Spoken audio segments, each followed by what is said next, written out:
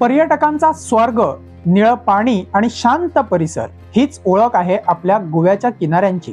पण आज याच सुंदर किनाऱ्यांना वेश्या व्यवसायाचा काळा डाग लागतोय. बायणानंतर आता हरमल किनाऱ्याचे नाव वेश्या व्यवसायामुळे खराब होताना दिसत आहे. मसाज पार्लरच्या नावाखाली चालणारा हा घाणेरडा खेळ कुणाच्या आशीर्वादाने सुरू आहे असा प्रश्न आता उपस्थित झाला आहे.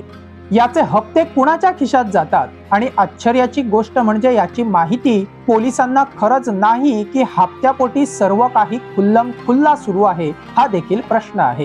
काही वर्षापूर्वी दक्षिण गोव्यातील बायणा समुद्र किनारा अशाच एका आरोपामुळे गाजला होता. स्थानिकांचा दबाव आणि पोलिसांच्या दणक्यामुळे तो डाग हळूहळू पुसला गेला. तिथल्या स्थानिकांना विचारा की त्यांनी काय सोसलं आहे. पण काळ बदलला तसा पापाने आपला पत्ता बदलला. आता नजर वळली आहे ती पेडणे तालुक्यातील अतिशय लोकप्रिय अशा हरमल समुद्र किनाऱ्याकडे. या किनाऱ्यावर दरवर्षी लाखो पर्यटक भेट देतात. त्यांनाच टार्गेट करून काही दलाल इथे तयार झाले आहेत की काय असा प्रश्न आता उद्भवला आहे.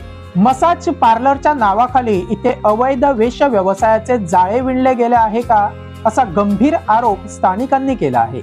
आणि जेव्हा लोकांच्या संयमाचा बांध फुटला तेव्हा कुठे जागे झालेले पोलीस प्रशासन 24 तासात कामाला लागले.